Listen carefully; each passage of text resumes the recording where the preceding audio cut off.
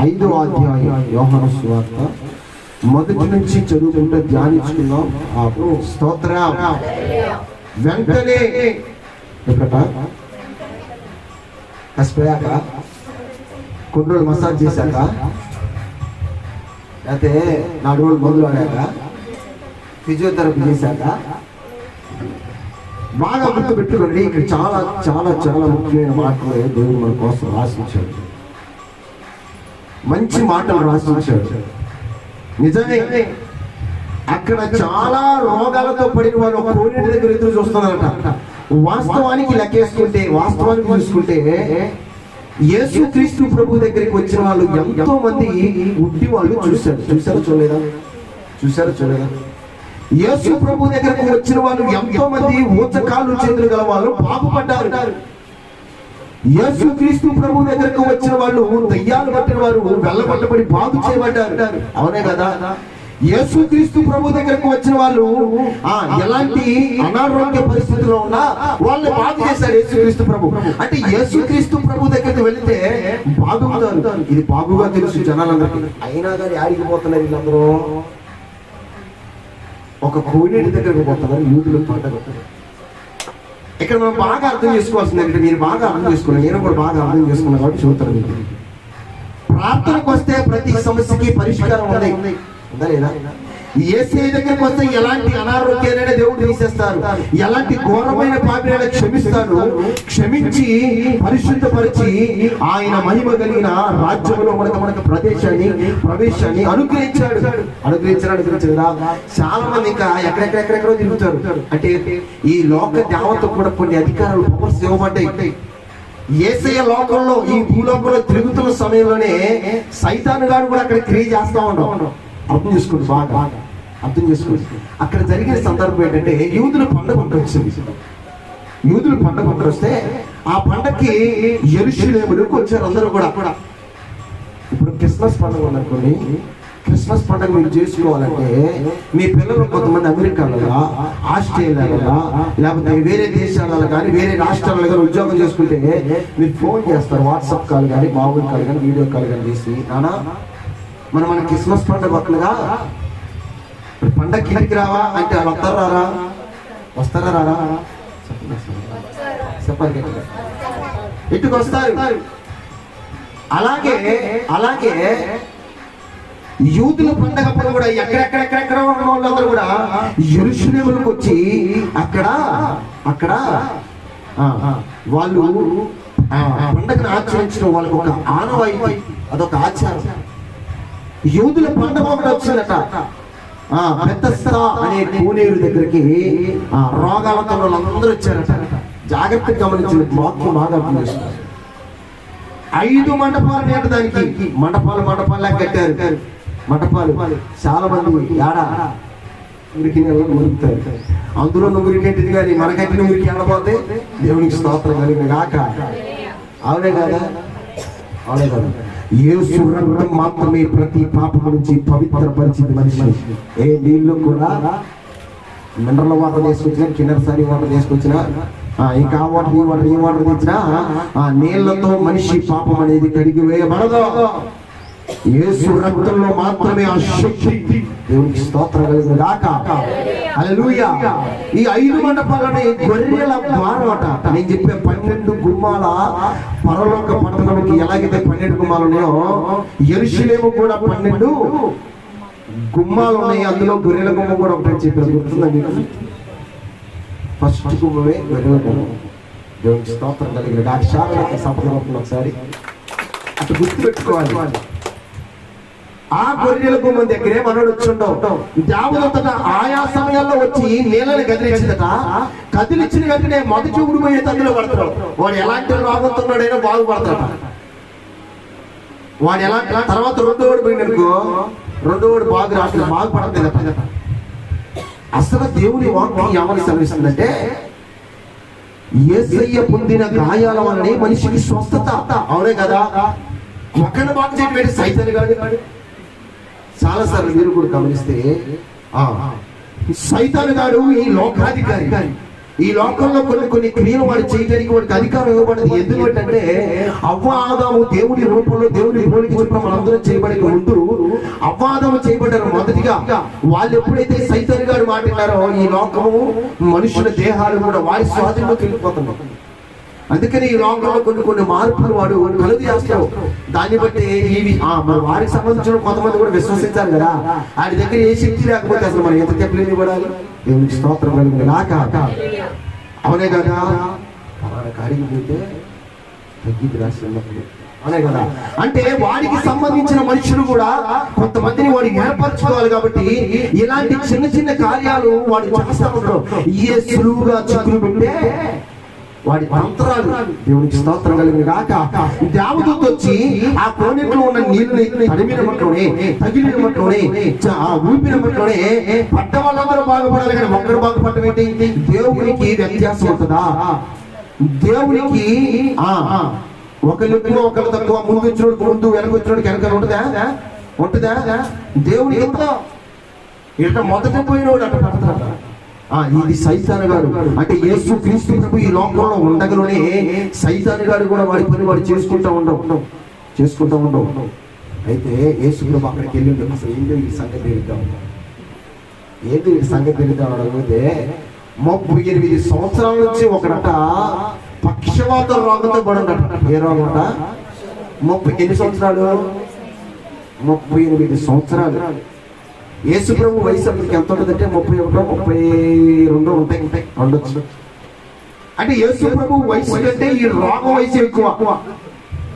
యేసు ప్రభు వయసు కంటే ఈ రోగంకి ఎక్కువ వయసు ఉంది.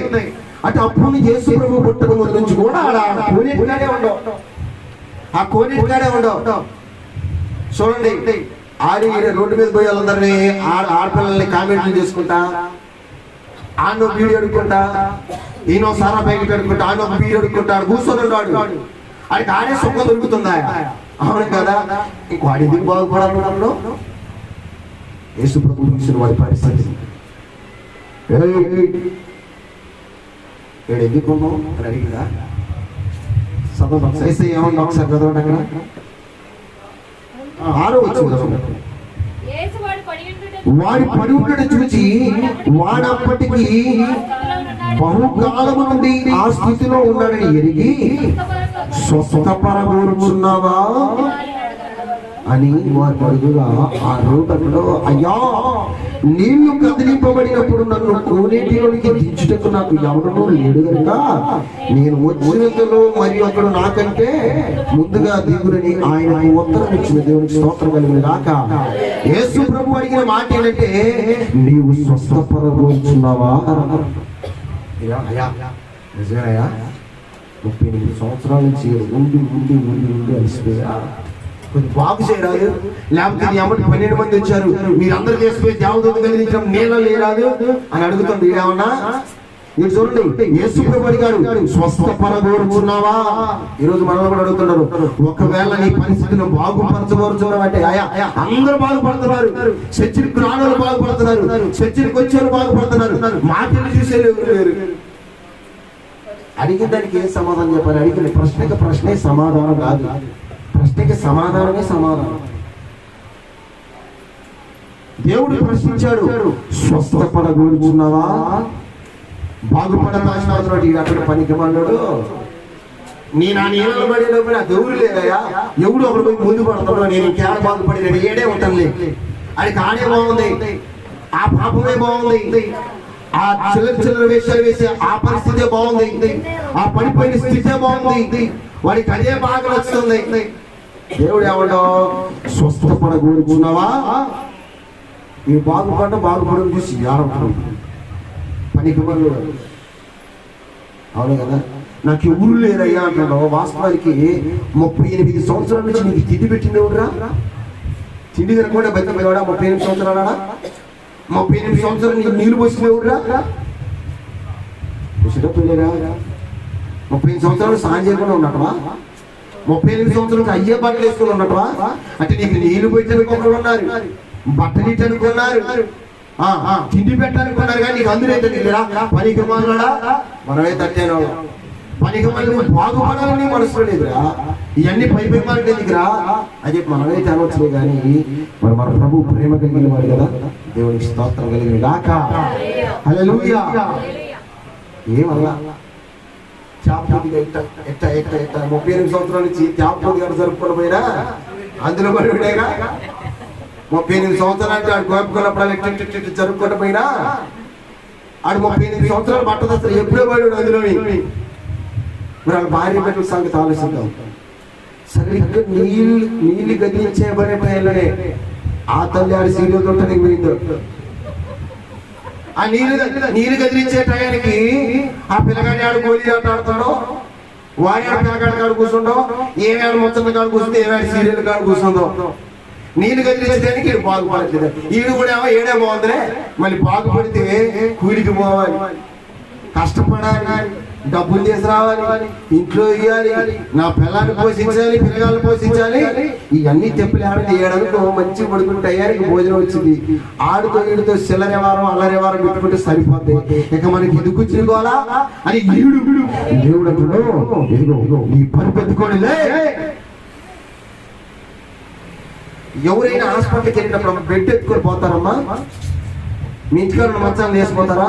ఈవిడికి అసలు బాగుపడాలని లేదు కాబట్టి ప్రభు అంటున్నావు. అసలు నీకు స్వస్థపడాలని అనుకుంటున్నావు నువ్వు? అసలు 38 సంవత్సరాల నుంచి ఉన్నాడు, స్వస్థపడాలనుకుంటున్నావా? 38 సంవత్సరాల నుంచి బాగుపడాలనుకున్నాడు అయితే చిన్న జరుపుకొని కోనేటి దగ్గర పోయాడు. నువ్వు మంచం వేసుకొని తీరిగ్గా పడిపేసుకొని పడుకున్నావు అంటే హాస్పిటల్కి వెళ్ళేటప్పుడు మంచాన్ని తీసుకొని పోతారా? ఇక మీరు ఎప్పుడు బాగుపడాలి, హాస్పిటల్లోనే ఉండాలి ఎవరు కోరుకుంటారా? వాడు మాత్రం చక్కగా పరుపు వేసుకోవడం. పరుపులో నల్లులు ఉన్నాయి, బల్లులు ఉన్నాయి, అన్నీ ఉన్నాయి. అవి కొడుతున్నాడు, సోయి లేదు. పక్షవాతం కలిగిన ఏ పక్షవాతం అంటే వాడికి శారీరకంగా పక్షవాతం ఉంది, ఆత్మీయంగా కూడా పక్షవాతం ఉంటాడు. బాగుపడాలని ఆశ లేదు, బాగుపడాలని కోరిక లేదు వాడికి. పరుపెత్తుకొని పోయిండు. దేశపురం అంటాడు, నీ పరుపెత్తుకొని నాడు. దేవుడికి స్తోత్రం కలిగిన గాక. నీ పరుపెత్తుకొని నడు అన్న వెంటనే వాడు పరుపెత్తుకొని నడిచింది. చప్పుడు దేవుడు నామని అయిపోతాడు. ఎందుకంటే మళ్ళీ ఆ పరుపు అక్కడే ఉందనుకో, ఏ శుభ్రం ఈయన బాగు చేసిననుకో, ఈయన మళ్ళీ చేస్తాం ఆడకపోతే ఈ జీవన సంబంధమైన పోరాటాలన్నీ కూడా చూసి ఎందుకు లేరా బాబు ఈ పోరాటాలని మళ్ళీ పోయి ఆ పరుపు మీద పడుకుంటే పాలేని పరుపు మీద పడుకోవడానికి వస్తారని మనల్ని కూడా దేవుడు బాగు చేసి తన రక్తంతో కడిగి మనల్ని శుద్ధి చేసినప్పుడు మరలా మనం అదే స్థితిలో కలుగుతామా? కుక్క తన వాంతికి కక్కినట్లు ఇగో మనము కూడా వాంతికి తిరిగినట్లు మనం కూడా మళ్ళీ అదే పాపాన్ని తిరుగుతున్నావా? అయితే దేవుడు మనతో మాట్లాడుతున్నాడు. నువ్వు ఉన్న స్థితిలో నుంచి లేవాలి, మనం ఉన్న స్థితిలో నుంచి లేవాలి. పడిపోయిన స్థితిలో నుంచి, పాడైపోయిన స్థితిలో నుంచి, పతనమైన స్థితిలో నుంచి ఇదిగో మనమందరం కూడా లేపబడాలి. దేవునికి స్తోత్రం కలిగిన గాక. పరిపెత్తుకొని వెళ్తుంటే కొంతమంది బాగుపడితే చూసి ఊర్చుకుని చాలా మంది ఉంటారా? ఆడి పరిపెత్తుకొని పోతుంటే అబ్బా 38 సంవత్సరాలు వచ్చినా నువ్వు స్థితిలో బాగైనవా, ఇక నుంచి అయినా మంచిగా జాగ్రత్తగా ఉంటారా అని చెప్పాలిగా. కానీ కొంతమంది వచ్చి ఇవాళ విశ్రాంతి దినమని నీకు తెలియదా? విశ్రాంతి దినమని నీకు తెలియదా? పరిపెత్తుకోవడం పాపాన్ని తెలియదా? విశ్రాంతి దినం ఏదైనా ఎత్తుకోవటం కానీ ఏదైనా పని చేయడం కానీ భయంకరమైన పాపాన్ని నీకు తెలియదా అని చెప్పి అంటుంటే నాకైతే తెలియదయ్యా. నన్ను స్వస్థపరిచిన దేవుడు, నన్ను స్వస్థపరిచిన వ్యక్తి నన్ను పరిపెత్తుకొని వెళ్ళమని పరిపెత్తుకొని వచ్చా అంతే అని అంటే దేవునికి స్తోత్రం కలిగిన గాక. ఏసైని పట్టుకుందామని చూశారు, ఆయన బాగా చేసింది ఏసై అని. ఏసై చేసినట్టు మంచిగా వెళ్ళి దేవాలయంలోకి వెళ్ళి వాక్యం చెప్పడానికి వెళ్తే చాలా మంది వచ్చారు. చాలా మంది పట్టు ఈ పక్షవాతం కలిగిన వాడు కూడా వచ్చాడు. దూరం నుంచి ఏసై చూసిగా చూడలేదా? చూడండి ఒకసారి 5వ అధ్యాయం ఈ వచ్చిన చదవండి ఒకసారి. దూరం నుంచి ఏసై చూసి 14 వచ్చింది చదవండి. అటు తర్వాత యేసు దేవాలయంలో వారిని చూచి ఇదిగో స్వస్థత నొందితివి, మరి ఎక్కువ కీడు నీకు కలుగుతున్నట్లు ఇక పాపం చేయొద్దని వాడికి చెప్పినట్టు. దేవునికి స్తోత్రం కలిగిన గాక. ఏంటన్నా? ఇక పాపం చేయొద్దు. ఏం చేయొద్దు? పాపం చేయొద్దు. స్వస్థపరచబడ్డావు కదా, బాగుపరచబడ్డావు కదా, ఇంకా ఎక్కువ కీడు వచ్చింది నీకు. ఒక్కసారి యేసు రక్తంలో కడగబడిన తర్వాత, ఒక్కసారి ఆయన ప్రేమను రుచి చూసిన తర్వాత, ఒక్కసారి ఆయన సన్నిధిలోకి వచ్చి ఆయన పేరిట బాప్తిసం పొందిన తర్వాత, ఇదిగో దేవుడు అంటున్నాడు, ఇదిగో బాగుపడ్డావు కదా, పరిశుద్ధపరచబడ్డావు కదా, నిష్కలంకులుగా నిర్దోషులుగా తీర్చబడ్డావు కదా, ఇదిగో మరి ఎక్కువ కీడు కలుగుతున్నట్లు నువ్వు మరలా పాపం జోలికి వెళ్ళదు. ఈ రోజు దేవుడు మనకి హెచ్చరిస్తున్న హెచ్చరిక ఏంటంటే, మరలా మనం పాపం జోలికి వెళ్ళడానికి వీలు. యేసు ప్రభువు అది మందిరంలో చూసి వాక్యం చెప్పి నాకు చేసింది, భార్య బిడ్డలు బాగున్నారా, నలుగు డబ్బులు సంపాదించినవా, ఏం తిన్నది ఈరోజు, మళ్ళీ తిమిరి పడుతున్నాయా, కాళ్ళు చేతులు ఏమన్నా, మళ్ళీ బీపీ డౌన్ ఏంటంటే ఉందా అని అడిగిందా, మళ్ళీ బాతో ఆడికి ఏమన్నా, ఆడంలో నీకు ఎవరినైనా బాగు చేయాలా, నీ ఫ్రెండ్స్ అందరూ బాగానే ఉన్నారా, వాళ్ళు ఏమన్నా అడిగిండు, ఇవన్నీ అడిగిందా?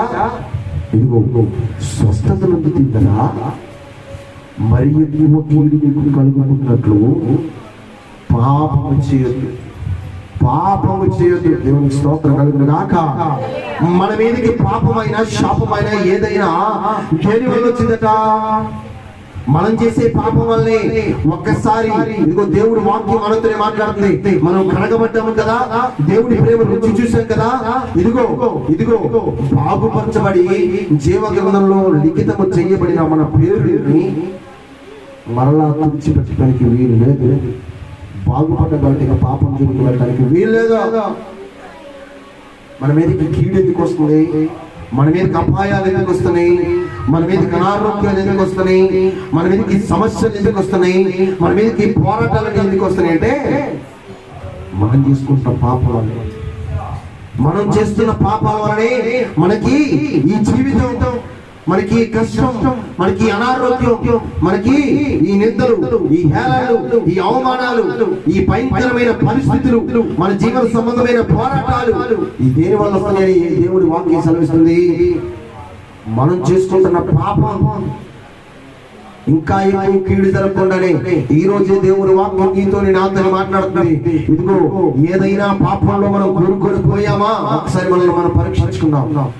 మరి ఎక్కువ కీడు కలుగుతున్నట్లు ఒకరోజు మీకు తెలుసు దేవుడు ఏ పరిస్థితుల్లో ఉన్నప్పుడు మనల్ని పిలిచాడు. ఒకరోజు తెలుసు మనం ఏ పరిస్థితుల్లో కొట్టుమిట్టాడుతున్నప్పుడు దేవుడు మనల్ని రక్షించాడు. తెలుసు మనం ఎంత భయంకరమైన పాప ఊపిలో నుంచి దేవుడు మనల్ని బయటపడేశాడు. మరలా దాని వైపుకే వెళితే ఇంతకు ముందు కంటే ఎక్కువ కీడు జరిగింది. దేవుడికి స్తోత్రం కలిగింది గాక. కీడు జరగాల, మేలు జరగాల, మనకి మేలు జరగాల, కీడు జరగాలి. మేలా కీడా? మరి అలాంటప్పుడు ఏం చేయాలట? మరి ఎక్కువ కీడు జరగకున్నట్లు. మాకి ఎందుకు వస్తున్నాయి పాస్టర్ గారు ఈ కష్టాలు? మాకి ఎందుకు వస్తున్నాయి గారు పాస్టర్ గారు ఈ నిందనందరం? మాకి ఎందుకు ఈ అనారోగ్యాలు? మాకి ఎందుకు ఈ అప్పులు? మాకి ఎందుకు ఈ సమస్యలు? మాకి ఎందుకు కన్నీళ్లు? మాకి ఎందుకు కళగండ్లు? అందరూ బాగానే ఉన్నారు కదా, అందరూ సంతోషంగా ఉన్నారు కదా, అందరూ నెమ్మదంగా ఉన్నారు కదా. అంటే ఇదిగో మనం ఎప్పుడైతే పాపం చేస్తున్నామో మన జీవితంలో నుంచి యేసుని తొలగించుకోవడం వల్ల మనకి మనంగానే ఉగ్రత దినం కోసం సమకూర్చు, ఈ కీడంతని మనం సమకూర్చుకుంటున్నాం. ఈ కీడు మన మీదకి రావటం వల్ల ఇదిగో మరీ ఎక్కువ కీడు మనకి ఇంకా కలగకున్నట్లట. ఈ రోజు ఎప్పటికైనా ముగిపోయింది లేదు, ఎప్పటికైనా జరిగిపోయిన నష్టం జరిగిపోయింది చాలు.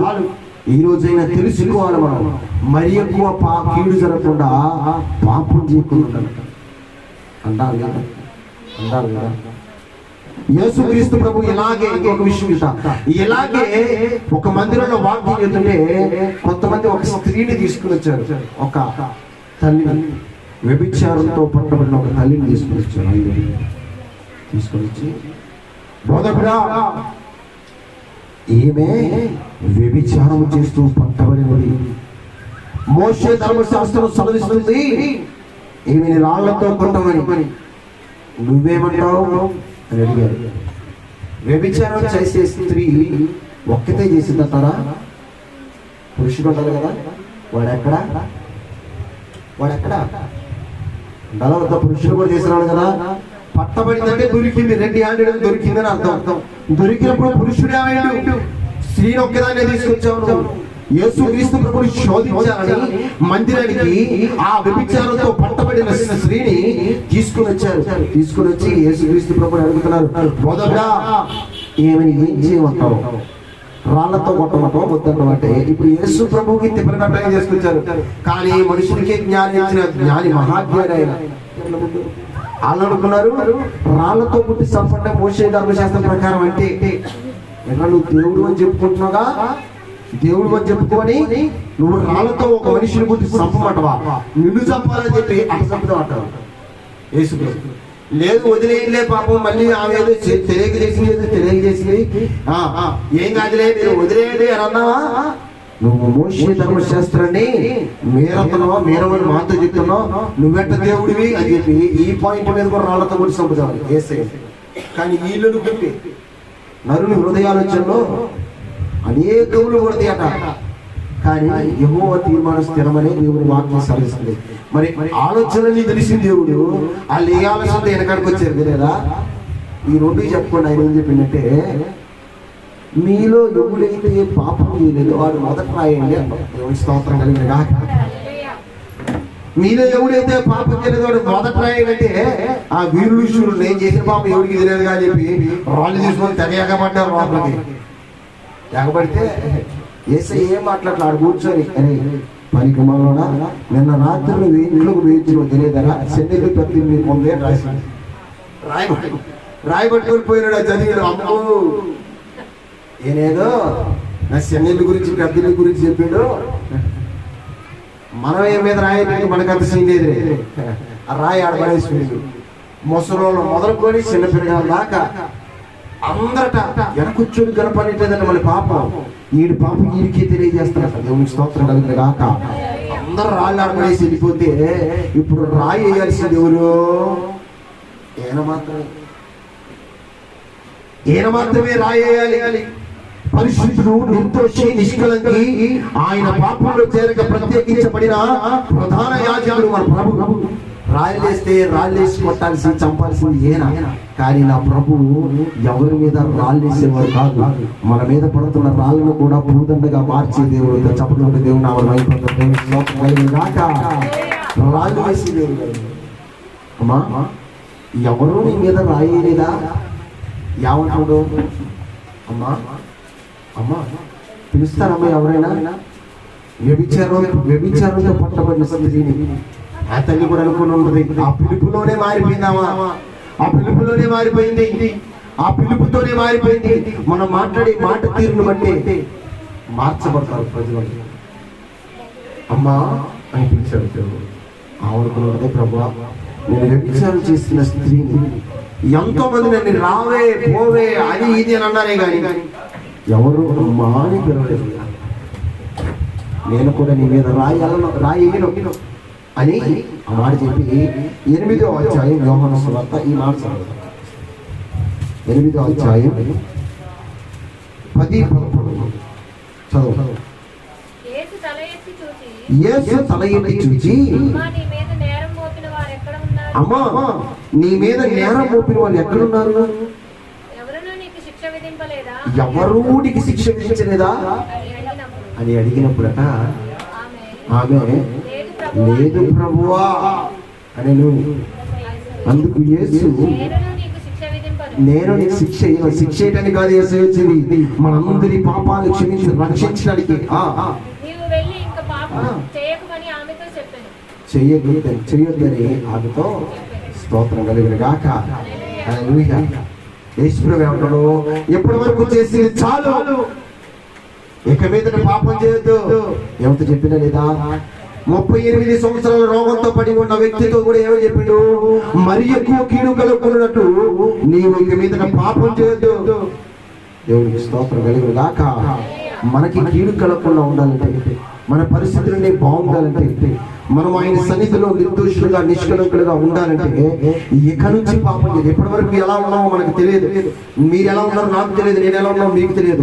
అయితే సర్వము తిరిగిన సర్వము ఎరిగిన సర్వాంతర్యామి సర్వై ఆ యుగములో సజీవుడైన దేవుడు అంటాడు, ఇక మీద నుంచి ఈ రోజు నుంచి ఎప్పటి వరకు ఏం చేశారో నాకు తెలియదు, కానీ ఈ రోజు నుంచి పాపం చేయొద్దు. పాపం చేస్తే కీడు.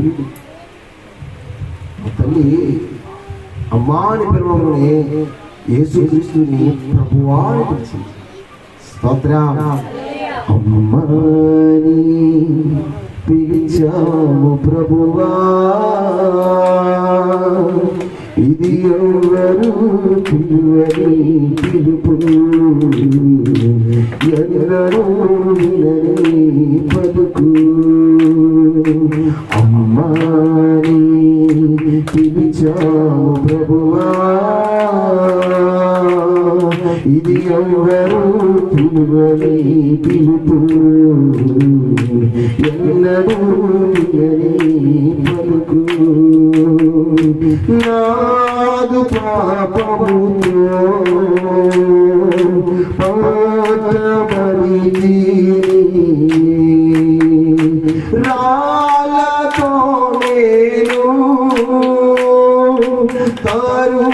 తరుమబడితిని, నాదు పాపముతో పాతబడితిని, రాళ్ళతో నేను తరుమబడితిని, నిలిచాను నీ ముందు దోషినై, నిలిచాను నీ ముందు దోషినై, దొరికింది నీ పాద సన్నిధి, దొరికింది నీ పాద సన్నిధి. అమ్మాని పిలిచావు ప్రభువా, ఇది ఎవరు పిలువని పిలుపు, ఎన్నడూ పలుకు. స్తోత్రం. హల్లెలూయా.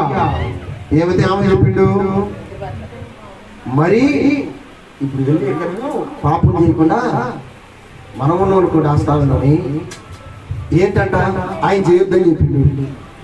చేస్తే ఏంటి యావైతే చేస్తే ఈ రోజున మనుషులందరూ కూడా చేస్తున్నారు, ఇదే మనందరం చేస్తుంది. ఆయన చేయొద్దని చెబుతారు, ఆదివారం ప్రార్థన అయినప్పుడేగా ఆయన చేయొద్దని చెబుతారు, గురువారం ప్రార్థన అయినప్పుడేగా, మిగతా 5 రోజులు మనమే. స్తోత్రం. పాపం చేయడానికి 5 రోజులు ఉంది విశ్రమ, అవునా కదా? చెప్పాలి జనం గారు, 5 రోజులు ఉంది. ఎందుకు ఈ రోజు మన టైం బాగలేక మనం దొరికినాం, కానీ ఇంకోసారి దొరకకుండా చేద్దామే. మనమైతే అంతే అనుకోవా. ఇప్పుడు ఏదో మన టైం పొద్దున లేచి ఊరి మొక్కం చూసిన ఏదో ఎలా దొరికి సచ్చిన ఇక నుంచి దొరకకుండా చేయాలి. పాప మన మనస్తత్వాలు అలానే ఉంటాయి. ఈ రోజు అంటే మన టైం బాగలేకో, వాళ్ళు లేచిన మంచిది కాకో, లేచినప్పుడు ఎవడి మొక్క దిక్కుమాలిన మొక్క చూడటం వల్ల దొరికినాం, కానీ నీకు ఎందుకు దొరుకుతూ ఆయన చేయొద్దాం. ఆకలి అయితే అన్నం తింటుంది తప్ప, దాహం అయితే నీళ్ళు తాగితే తప్ప, మరి కడుపు నింపుకోవడానికి నేను వ్యభిచారం చేస్తే తప్ప, ఆయన చేయొద్దంటే ఆయన వచ్చినా కానీ భోజనం పెడతారు. అంతా ప్రభు క్షమించిన వెంటనే ఆమె పాపం చేయదంటే దేవుని సాక్షిగా ఆ తల్లి చెప్పలేదు. దేవుడు రాక మరి మనం బతుకుతున్నావా? సాక్షిగా బ్రతకగలుగుతున్నావా? దేవునికి ఇష్టలుగా బ్రతకగలుగుతున్నావా? అయితే దేవుడు ఈ రోజు ఈ మాటలు మనతోని మాట్లాడాడంటే, ఈ రోజు ఈ మాటలు నా ద్వారా నాతోని మాట్లాడాడంటే, ఇప్పటి వరకు మనం ఎన్ని పాపాలు చేసామో, ఎన్ని చేయలేని కార్యాలు చేసామో నాకైతే తెలియదు. మీ గురించి మీకు తెలుసు, నా గురించి నాకు తెలుసు. అయితే దేవుడు ఈ మాటలు వింటున్నా, ఈ మాటలు వినబడుతున్నా మనతోనే దేవుడు మాట్లాడుతున్నాడు. ఇన్ని రోజులు ఏం చేశారో నాకు తెలియదు, ఇక నుంచి పాపం చేయకుండా ఉండు, కీడు కలగకుండా. ఇప్పటి వరకు జరిగిన కీడు కంటే గొప్ప కీడు మన మీదకి సంభవించబోతుంది కాబట్టి కీడు కలగకున్నట్లు పాపం చేయకుండా దేవునికి స్తోత్రం కలుగును గాక. హల్లెలూయా. 38 సంవత్సరాలు కలిగిన వాడితోనే అదే చెప్పిండు, ఈ తల్లితోనే అదే చెప్తున్నాడు. మన దేవుడు పరిశుద్ధుడు కాబట్టి పాపం చేసే వాళ్ళకు ఆయన సాహసం చేయలేదు. కాబట్టి మనం పాపాన్ని విడిచిపెట్టి ఎన్ని రోజులు ఎలా ఉన్నామో మనకి తెలియదు, ఎన్ని రోజులు ఎలా ఉన్నాయో ఎవరికి వాళ్ళకి తెలుసు, దేవుడికి తెలుసు. ఎక్కడి నుంచి అయినా పాపం చేయకుండా మనం ఉందాం. దేవుడు ఇచ్చే ఆశీర్వాదాలకి వారసురాలుగా మనందరము మార్చబడదు కాక. ఆమేన్. దేవుడి మాటలు దీవించి తన విడుదల ఆశీర్వదించుగా.